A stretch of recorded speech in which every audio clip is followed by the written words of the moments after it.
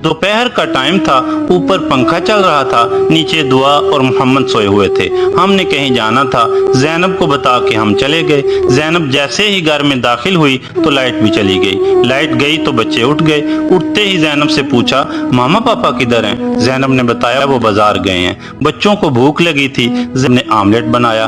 दुआ और मोहम्मद ने दस्तरखान लगाया और खाना खाने बैठ के जैनब एक निवाला दुआ को खिलाती, एक निवाला मोहम्मद को और एक निवाला खुद खाती। और ये सारा मंजर उनकी दादी देख रही थी। मैं घर में आया तो अम्मा जान कहने लगी, बेटा तुम सच कहते थे, स्कूल में बच्चों की पढ़ाई होती है और घर में बच्चों की तरबियत।